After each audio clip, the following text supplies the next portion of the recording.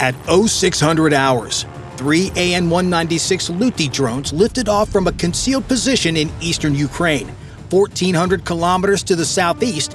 In a gleaming 28-story tower in the heart of Grozny, the Chechen Security Council was about to start its workday, completely unaware that in exactly 8 hours, Ukrainian weapons would punch right through their windows. As the Lutyys climbed toward Russian-occupied territory, 43 UJ-22 drones lifted off from dispersed sites across the Kharkiv Oblast. At 0603 hours, the first tracks appeared on Russian displays along the northern Luhansk axis. Small, slow, propeller-driven. Within seconds, the scope filled 8 contacts, then 15, then 23.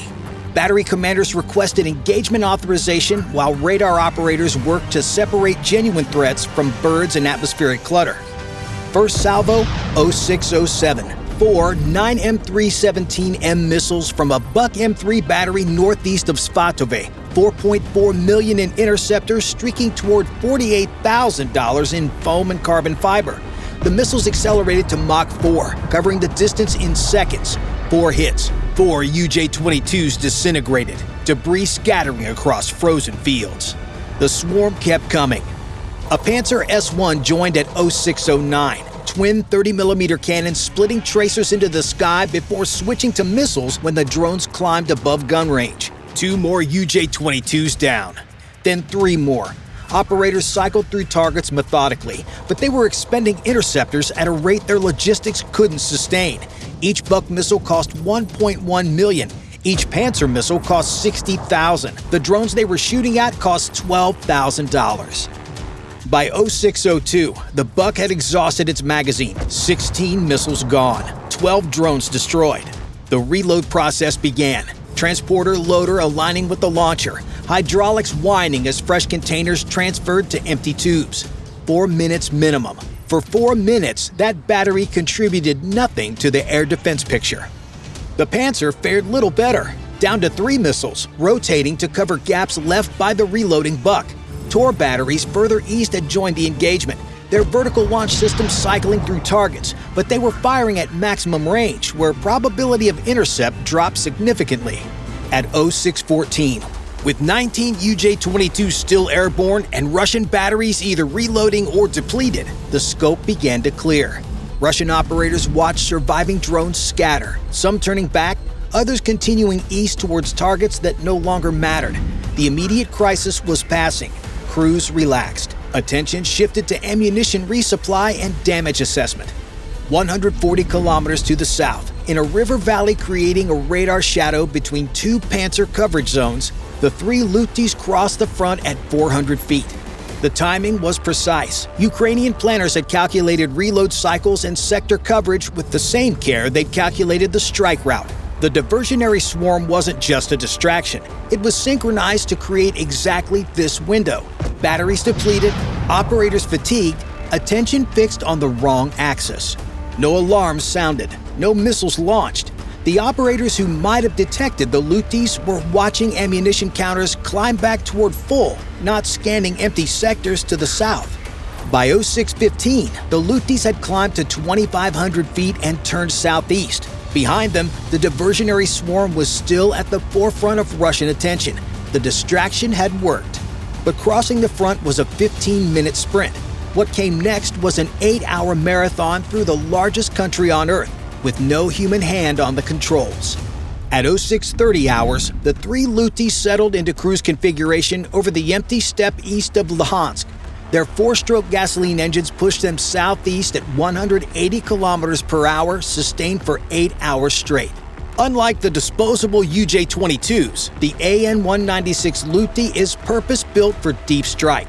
The airframe is a low-wing monoplane with a 6.7-meter wingspan, about the length of a large sedan, and a 4.4-meter fuselage of fiberglass composite over aluminum. The pusher propeller configuration places the engine behind the wing, driving a 3-blade prop. This isn't aesthetic choice, it's functional engineering. The arrangement keeps hot exhaust pointed backward, away from thermal sensors below, and positions the only major radar reflector, the metal engine block, where the ground-based radars can see the smallest cross-section. The nose contains 75 kilograms of high explosive in a fragmenting steel casing. No guidance seeker, no terminal sensor. Just a contact fuse with a backup radar altimeter fuse. Simple works. Complex fails. The center fuselage houses the fuel tank, mission computer, and navigation systems. 80 liters of automotive gasoline, the same fuel you'd put in your car, sits in a bladder tank that flexes with the airframe. The 6.7-meter wingspan provides high lift-to-drag ratio at cruise speeds, letting the airframe essentially glide with minimal engine power. The engine runs at partial throttle, lean and cool, maximizing economy. Result? 10 to 12 hours of endurance, roughly 1,500 to 2,000 kilometers of range depending on wind and altitude. But that's far from the most impressive part on board. The mission computer is where the Luty separates from regular commercial drones. It runs Skynode S, a flight control system developed by Auturian with Ukrainian defense partners. The processor sits in a hardened enclosure the size of a smartphone that integrates 3 functions: autopilot, mission execution, and GPS-denied navigation. Inside the enclosure sits the navigation brain, an inertial measurement unit, or IMU. Think of it as a sophisticated version of the motion sensors in your smartphone, accelerometers that detect changes in speed and direction, gyroscopes that track rotation. The difference is precision. Where your phone might drift hundreds of meters in an hour, military-grade units drift maybe a few dozen. Not perfect, but good enough for autonomous flight. The technique that makes this possible is called dead reckoning. The same method sailors have used for centuries. You know where you started. You measure how you've moved, you calculate where you must be. The problem? Error accumulates. Every tiny measurement inaccuracy compounds over time. After 8 hours, position uncertainty could reach 800 meters to 2.4 kilometers. For a strike against a single building, that's the difference between mission success and hitting the wrong block. The Luty solution: a downward-facing camera capturing terrain at 10 to 15 frames per second. The processor compares what it sees, road intersections, river bends, field patterns, against satellite imagery loaded before launch. Each successful match generates a position fix that resets accumulated drift. In Dnipro, operators watch 3 icons crawl across a digital map. No video feed. Continuous transmission would create a detectable signature that Russian signals intelligence could track. Instead, every 15 minutes, each Luty transmitted a compressed data burst: coordinates, altitude, heading, engine temperature, fuel remaining, and system status. The transmission lasted 0.3 seconds, barely long enough to register. Then silence until the next check-in. The operators couldn't intervene. No steering, no route adjustments, no corrections. The drones executed pre-programmed missions autonomously from launch to impact. If something went wrong between check-ins, they'd learn about it 15 minutes later, or from Russian state media reporting the wreckage. At 0645, Luty 1 reported a slight deviation, 340 meters north of track. The navigation system had already corrected, adjusting heading 2 degrees south. The operators noted it and did nothing. The system was working. But the easy part was over. Ahead lay 400 kilometers of empty steppe. No landmarks for the cameras, no features for the navigation system to match, just grass extending to every horizon. The emptiness that hid from the Russian SAMs also made them vulnerable in ways the operators couldn't see yet, because Russia doesn't waste missiles on empty territory. It sends something else. At 0930 hours, Luty 2 crossed into the Republic of Kalmykia at 2,800 feet. Below, nothing. No cities, no highways, just steppe extending to every horizon. 270,000 people scattered across an area the size of Scotland. The drone's camera captured grass, occasional dirt roads, and scattered ponds that reflected the morning sky. The route through Kalmykia wasn't random, though. Ukrainian planners track Russian SAM positions through satellite imagery, signals intercepts, and agent reports. Russia has 50 to 60 air defense regiments total, not nearly enough to cover every approach. Strategic SAMs concentrate around Moscow. Crimea gets dense coverage. The front line gets tactical systems. Kalmykia has no military bases, no strategic industry, nothing to defend.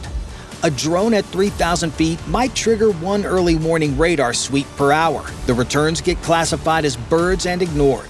But the emptiness that made the route safe from missiles made it dangerous in another way. Russia doesn't waste SAMs on empty steppe. It uses fighters. 300 kilometers to the west, at Provolsky Air Base, two Su-35 flankers had scrambled at 0645, 38 minutes after the Muggin swarm first appeared on Russian radar. The diversionary attack had done its job depleting SAM batteries, but it had also done something else. Announced that Ukraine was launching a major drone operation. Fighter Command responded the way it always did when swarms appeared: sweep the corridors, find what's hiding behind the noise. The Su-35 is Russia's answer to drone hunting over vast territory. Each aircraft carries an Urbis-E passive phased array radar capable of detecting a 3 square meter target at 400 kilometers, or a 0.01 square meter target at roughly 90 kilometers under perfect conditions. The Lutyi's composite airframes registered somewhere between a large bird and a small ultralight. Detectability depended on geometry, altitude, and luck. The fighters flew a standard search pattern: north-south legs at 15,000 feet, radar sweeping the terrain below, covering ground that would take SAM batteries days to monitor. Their patrol box sat directly across the Kalmykia corridor, not because they knew the Lutyys were coming, but because the doctrine put them there whenever drone activity spiked. At 0947, Luty 1's navigation system faced its hardest test yet. The visual matching algorithm had nothing to work with. Featureless grassland, livestock ponds that had dried up since the satellite photos were taken, unpaved roads erased by weather. For 11 minutes, the camera captured nothing the processor could match. Inside the computer, the Kalman filter managed the uncertainty. It predicted position based on last known fix plus measured motion, updating 10 times per second. Without visual corrections, error accumulated fast: 35 meters, then 70, then 120. The filter knew its confidence was degrading. It adjusted uncertainty estimates accordingly, waiting for a landmark to reset the drift. At 0952, the camera captured a highway interchange, the first recognizable feature in 20 minutes. The processor matched it instantly, confidence 94%. Position uncertainty collapsed from 140 meters to 12. The drone adjusted heading by 1.3 degrees and continued southeast. But 200 kilometers to the west, the Su-35s were turning east, and their radar was about to paint something that didn't look like a bird. At 10:15 hours, the lead Su-35's radar got a hit. The signal disappeared after 1.2 seconds as the Su-35's radar swept past without dwelling. The drones had no countermeasures, no weapons, no way to fight back. Its only defense was being small, slow, and low. 60 kilometers to the west, the Su-35 flight lead reviewed his radar picture. The sweep had returned 2 anomalous contacts: faint, slow-moving, at an altitude where birds didn't usually fly in formation.